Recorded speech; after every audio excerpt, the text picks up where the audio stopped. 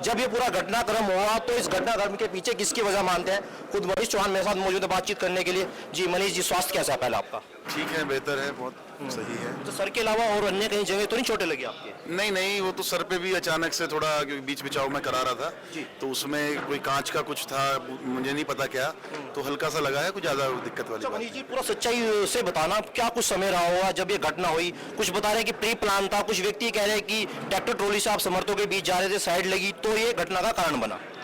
देखिए, सच्चाई तो ये है, उसकी पूरी जांच कर लें। बहुत शांतिपूर्वक ढंग से हमारा कार्यक्रम चल रहा था जी। लगभग 20-25 ट्रैक्टर थे, गाड़ियां थी और कुछ बाइकें थी और पैदल भी लोग थे। हम लोग वहां से निकले,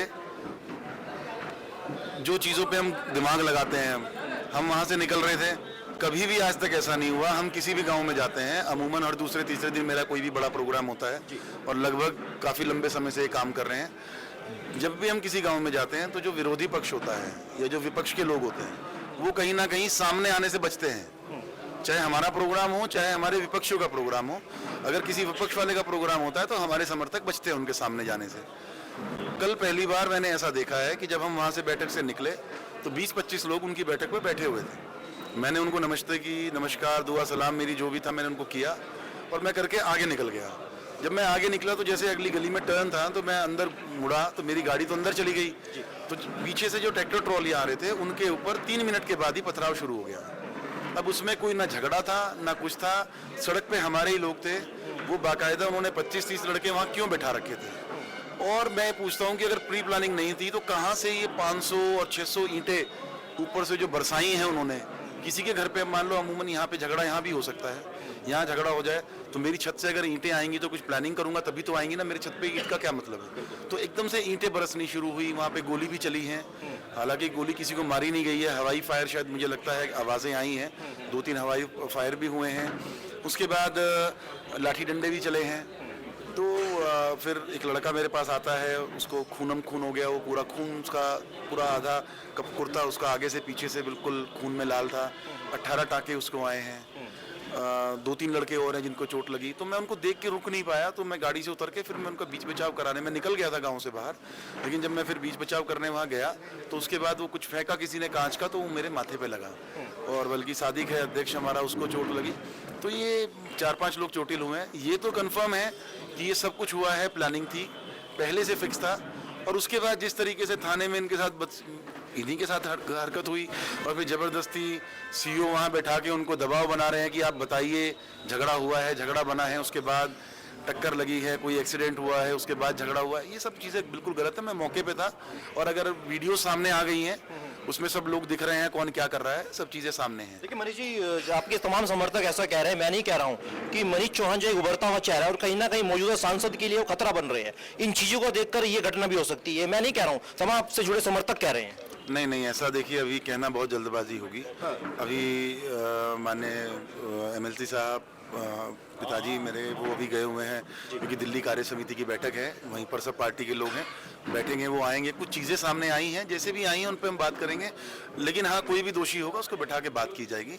हम इसकी जड़ तक तो ज़रूर जाएंगे।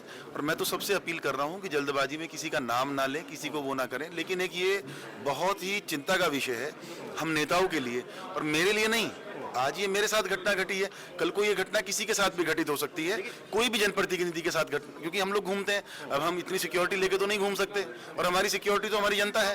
अब हम जनता के साथ अगर हम घूम रहे हैं, जनता में हम कार्य कर रहे हैं और जनता के बीच में जा रहे हैं, तो मैं ये कहता हूँ कि जिस भी किसी को, चाहे वो कोई भी व्यक्ति है, अगर उसको मुझसे प्रतिस्पर्धा करनी है तो वो काम में करे, पब्लिक के बीच में रहे, अपना व्यवहार मुझसे अच्छा करे, अपना लोगों से जुड़ाव मेरे से ज़्यादा करे, लोगों से मिले, घुले मिले, घूमे फिरे, काम कराए लोगों के। अब देखिए, मैंने तो ये चीज़ सीखी है, मुझे तो काम करना है, लोगों के बीच में जाना है, लोगों के बीच में रहना है। अब इस चीज़ से चिढ़कर वो वहाँ इस तरह की घटना कराएंगे, कोई भी कराएगा, चाहे वो कोई भी है, तो वो बहुत। आखिरी सवाल पूछना चाहूँगा, जहाँ पर योगी जी कहते हैं कि नो दंगा बाकी सब चंगा, और तमाम ऐसी छुटपुट घटनाएं लगातार देखने को मिलती हैं, क्या कहेंगे?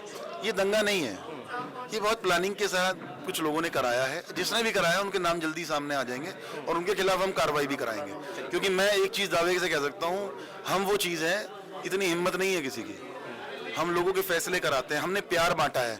लोग नफरत नहीं कर सकते हमसे, लोग हमें प्यार करते हैं। सुबह से लेकर शाम तक हम फैसला कराने का काम करते हैं, हम विकास की बात करते हैं, हम गलत चीज़ों पर जाते ही नहीं है। हमारे कोई धंधेबाजी नहीं है, कोई गलत काम नहीं करते हैं, आवारागर्दी नहीं करते हैं, लोगों के लिए काम करते हैं, लोगों को आपसी भाईचारा बढ़ाने का काम करते हैं। तो इसलिए लोग नहीं कर सकते हमारे साथ, उनको भ्रमित करके करवाया गया है। ये तो फिक्स है कि कराया गया है, पहले से फिक्स करके उन्होंने ये चीज़ें प्री प्लानिंग रखी थी। इसको हम सामने लाएंगे, इसको हम खोलेंगे, पुलिस अपना काम करेगी। कल भी तमाम जनप्रतिनिधि उस पर अफसोस भी जाहिर कर रहे हैं। मान लो हमारे सिटिंग विधायक है गंगो, जिनके क्षेत्र में ये हुआ है, उन्होंने कल से 10 फ़ोन पे मुझसे भी 10 बार बात की है फ़ोन पे। सीओ को लगातार उन्होंने अपडेट किया है, कप्तान से बात की है।